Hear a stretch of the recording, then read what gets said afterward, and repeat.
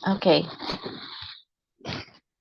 Okay, once again, hello everyone and welcome. I'm Jessica, your host for today's exciting interview session.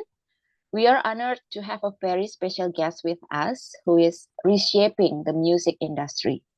But before we dive in, let me introduce the platforms behind today's event.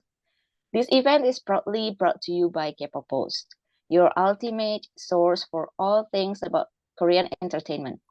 K-pop Post delivers everything a fan could want, along with the content that bridges the gap between fans and the global K-pop and K-drama communities. If you want to stay updated on what's hot in the world of Korean entertainment, K-pop Post is your go-to platform. And alongside K-pop Post, we have Be Success, a premier platform for innovation and entrepreneurship in Korea. This success helps connect Korean startups and businesses with the global market, fostering collaborations and sharing cutting edge technology with the world. And today we are here to talk about MeMusic, a groundbreaking Web3 music platform that leverages blockchain technology to transform the way music is owned, distributed, and enjoyed. With a vision of decentralizing the music industry, MeMusic empowers artists by giving them control over the creative works while also creating exciting investment opportunities for fans. It's more than just a music platform, it's reshaping the music ecosystem. And now let me introduce our guest, Mr. Chong Youngsung, the CEO of MeMusic. He is a visionary leader with extensive experience in blockchain development, and his work at MeMusic is revolutionizing the music industry by addressing key challenges such as revenue transparency, artist royalties, and fans engagement. It's such a pleasure to have you with us today, Mr. Chang Youngsung. It's my pleasure to talk with you as well. Thank you for your time and availability to talk with us today.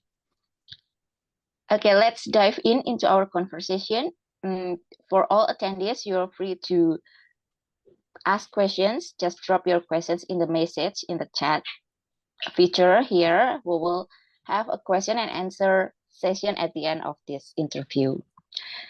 Okay, now let's start with my first question. You have really touched on some significant pain points in the music industry about the revenue distribution, which has been long criticized for its lack of transparency. How does MeMusic tackle this issue? And what has been the response from both artists and fans? Yeah, when it comes to revenue distribution, it's been a challenge, especially, it doesn't matter whether you're an indie artist or a major artist. Even singers like Taylor Swift has openly criticized platforms like Apple Music, Spotify for the lack of transparency in how they distribute the royalties. And partially the main reason is that these DSPs are relying on prorated royalty distributions. So meaning that it doesn't really matter how many songs you've been able to play to your fan base. It really matters how much do you contribute more to your platform. We believe that the next step is to focus on pro artist based payouts, but to increase the transparency, you add on blockchain, as we're envisioning a streaming service that relies on the blockchain to show every transaction, which would be every play, every stream that's made on the platform. As for the response, it's based on market studies. We haven't released the streaming service due to various reasons. However, there has been other platforms that attempted to use pro artist, and I believe that many of the artists and fans are much in favor of this different way of royalty distribution, because you don't just rely on how much do you actually contribute to the platform's revenue, but rather how much rapport can you have with your fans and an audience. Because I could have a very niche type of music and have a certain number of fans that are subscribing and paying on a monthly basis, but uh, have I been earning revenue from that? No, like it's impossible for example, a Korean traditional music artist to be compared with the likes of like Ed Sheeran or Justin Bieber, who has fans all around the world in millions and billions. It's impossible to compete, but your efforts still need to be individually recognized. That's really true. Okay, thank you for the insightful response. Now, moving on to a topic that excites both fans and artists alike. You told us, you said that this music as an investment. How does MeMusic turn music into an investment opportunity for both fans and artists? And what impact do you think this will have on the future of the music industry? When I first conceptualized music as an investment class back in 2021, there has been and still now to date a lot of platforms that uh, showcase the financial upsides of music. As you already know, a lot of musicians earn a lot of in billions from the royalties that the songs generate, and it doesn't really get restricted to a certain time period, right? Songs that are from decades back or even just a year ago, a month ago, depending on how trending it is, it could always be generating revenue. So the actual yield percentage of music as a single compared to other financial assets such as stocks or real estate is very competitive. It's been reported that a music that's popular could be returning anywhere between 8 to 10%. And obviously, implementing such approach in a service helps for people to understand how much valuable a song could be. And this is important for the future of the music industry, because one of the key pain points that we consistently talk about is the generational devaluation of music over the decades, right? Now we don't buy CDs, we don't buy albums. Uh, almost every song in the world is playable for only $10 a month. This becomes an issue, and while we have been in the direction of to also allow music to be seen as a financial asset, just like how A-Note Music does in Korea, Musical, what we're really believing that in the next steps, it's not just about realizing music as a financial asset, but as a content fuel for other types of content to be generated. It's quite impossible to see a financial potential in music if all people would understand is, oh, music is something that I can just listen to on the subway just for a couple of minutes, a couple of seconds, maybe even with the changing trends of like YouTube Shorts and TikTok Reels. It needs to be the format of content consumption for music needs to be changed. And I can't disclose all the details of the future services that will be building, but our main focus is ensuring that there are changes in how music can be consumed and be perceived from the audience. Yeah, that's clear that music is doing incredible work for established artists and independent artists. But what I concern here is how does MeMusic support independent artists in terms of exposure or funding or growth opportunities? Coming this month, we'll be releasing a crowdfunding platform for artists. And we believe that one of the best things that indie artists has as an advantage over major artists are really that they're able to sell and curate experiences. But they don't have a platform where they could freely go on to and say, oh, for this amount of funds, you could get a personalized album, connect with me on voice. Our platform has done a beta testing of voice calls and tokenized and gated voice sessions for the artists to open with their fans. We've already tested that internally. We're launching the crowdfunding service this month. We believe it's a great step for indie artists to start building a tight group of community with their fans. to interact with them, to give them rewards, um, such like that. Okay, that's interesting. Fans' engagement with the artist has been playing a huge part in the music, right? Um, how does MeMusic empower fans to engage in a more meaningful way with their favorite artists? Um, besides only having fans meeting, um, listening party like that. Well, I think it's really about focusing on what the fans are seeking for, right? One of the concepts that has been consistent in discussion within the industry is recognizing super fans, right? How do you acknowledge fans that are willing to spend more? What is the driving factor behind their consumer behavior? And all it comes down to is that I want to stand out. Like want to show my appreciation for the artist, whether it be from their concerts, their song. It could have been emotional connection with the artist, or it could be some type of epiphany. And giving a platform and building a services that are revolving around these concepts of what the fan wants to express is, I think, the first step to making sure that the fan engagement goes beyond. We've seen platforms like, for example, Weverse from Hive, um, Patreon, and such, but it always focuses on creators, never on the fans. But if you start giving them a platform to be one of the leading people in conversations and discussions, then the whole paradigm shifts in such direction. Interesting. And you mentioned before about tokenization, right?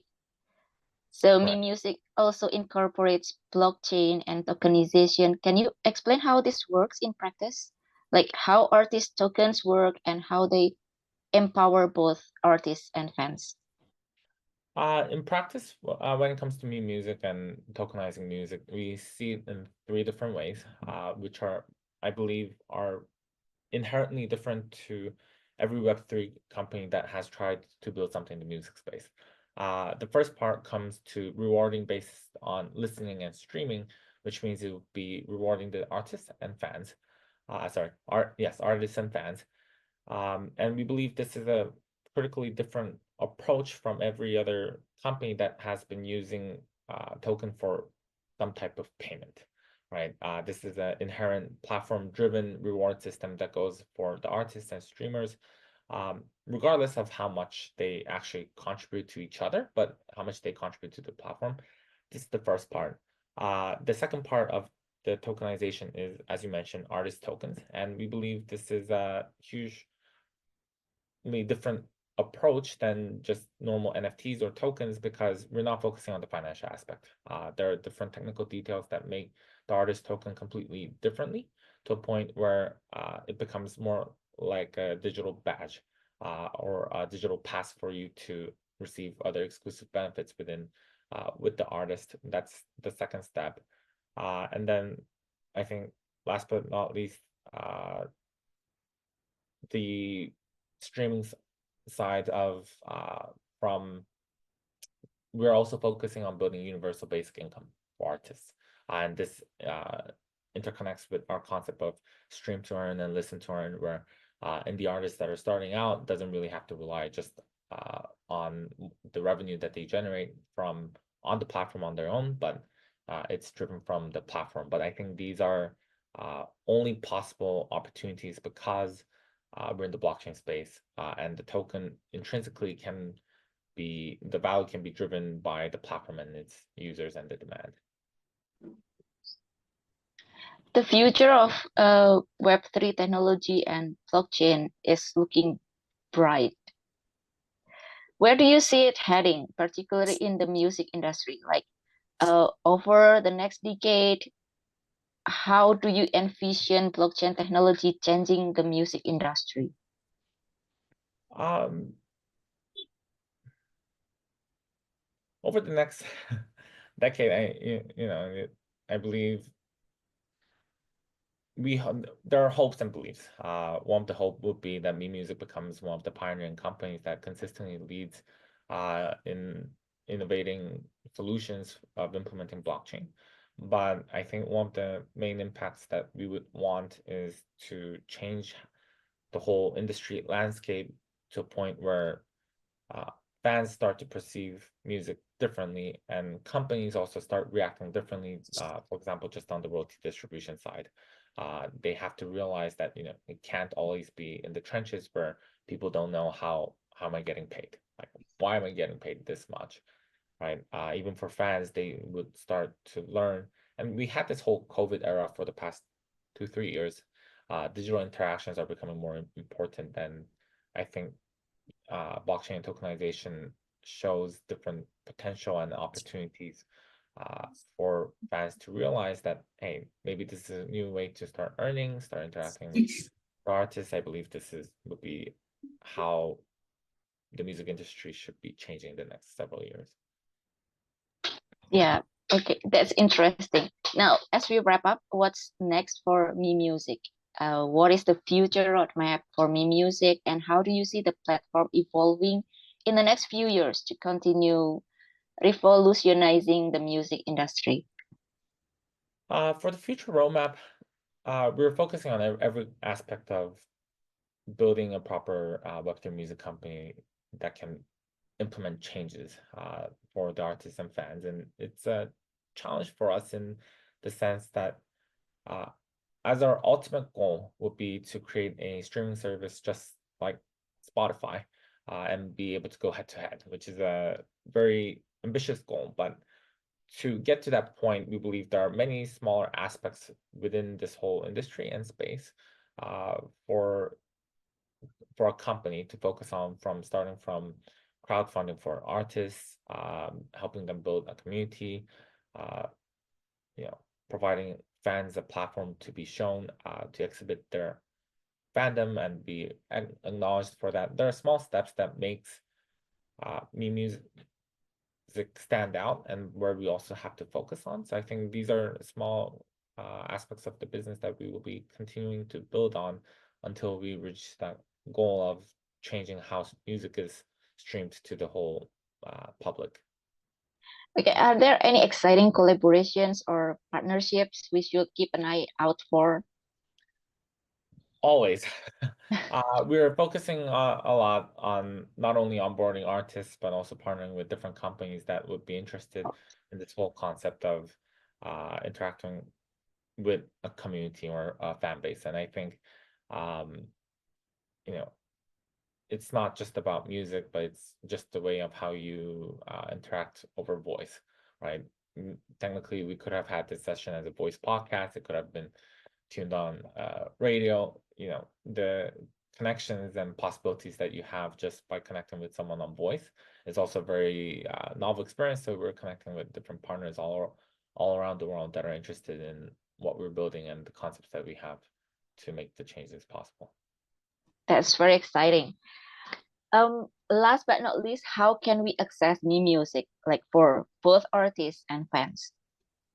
It will be available on the web first.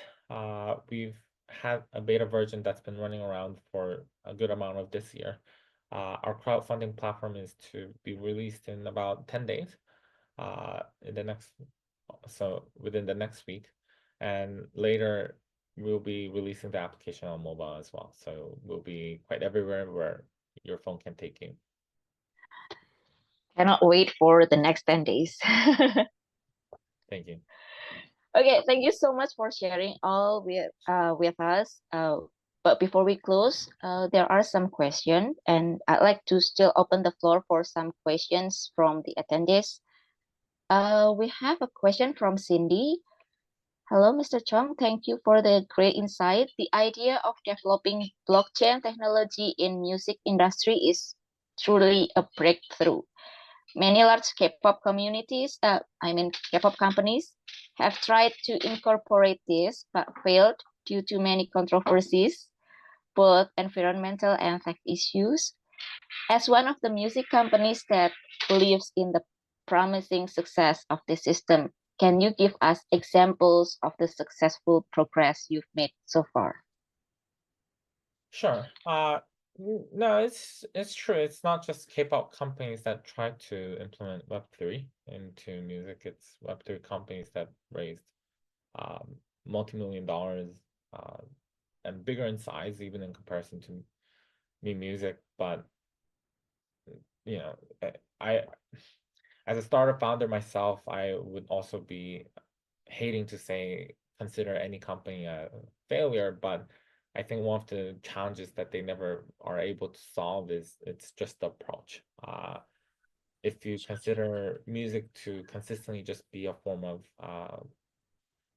uh, although even we emphasize on music becoming a potential asset class, if you just focus on the financial aspects of music, and this has been shown in the Web3 space of trying to create NFTs, it doesn't work because a single music from indie musicians don't share the same type of financial impact a single from an artist like Ed Sheeran might release or BTS.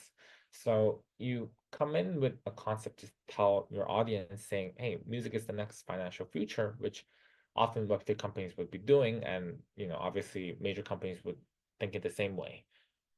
It becomes a failure because they start to realize that there's no intrinsic change of what happens even with NFTs. Like I'm still playing my song on YouTube Music or Apple Music, but what do I do with this collectible? Like, well, what's changing in experience? There's not much. So if you have companies doing the same thing over and over again in different formats, then you can consider it to be a failure. And then you have other technical issues and environmental, more so circumstantial issues regarding legal regulations. And then you stop attempting, right? And musicians and companies would obviously believe that Web3 doesn't work. But as for MeMusic, I think since we have been making pivots as a company on the way, we've been able to beta test our application over this year with quite honestly an intentional minimal effort in the marketing side. But we've been able to see a huge volume in it, user-generated content and users coming from different countries in the world. And the amount of interactions of daily active users and the volume of actual content being uploaded was vastly different. And I think this tells you that if you start putting uh, circumstantial limits on how you interact with Web3, then it becomes quite of a failure.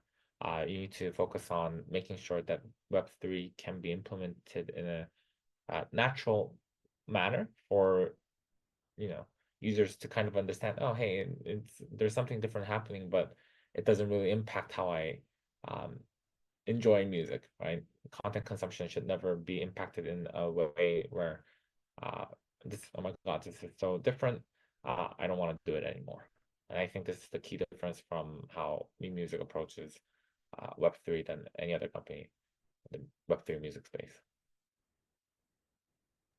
Cool. Thank you for the answer. Do we have any more questions from the attendees? I can feel the optimism from MeMusic about the Web3 blockchain technology and the music platform here. Thank you. Thank you. Okay, let's wait a bit for another question.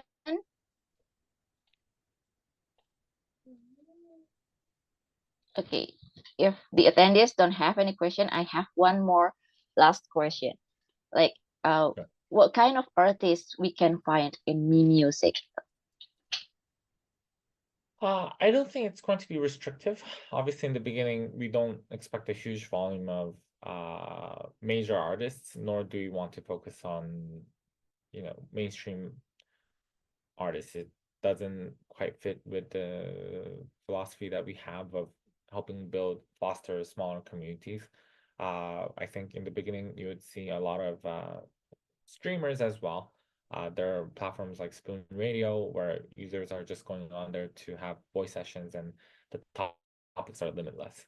And you would have indie musicians that are playing and creating music on, really on a daily basis. And these are the type of artists that we want to focus on bringing in. And as our platform continues to grow, this is what you'll be seeing more. because I think we have like indie artists here in our Zoom room. So every artist can apply to MeMusic and Yeah, put their work there, right? right. Yeah, okay. Thank you so much. This has been an incredibly insightful conversation, and we are very grateful to have had the opportunity to learn from you. Thank you again for joining us. Thank you for your time, and thank you for sharing MeMusic's inspiring journey. We cannot wait for joining MeMusic in the future. And big thank you to our audience for tuning in, and stay connected with K-pop Post for more exciting interviews and updates on the future music, technology, and entertainment. Thank you, everyone. Until next time, and goodbye. Bye bye. Thank you. It was a Thank you. great pleasure.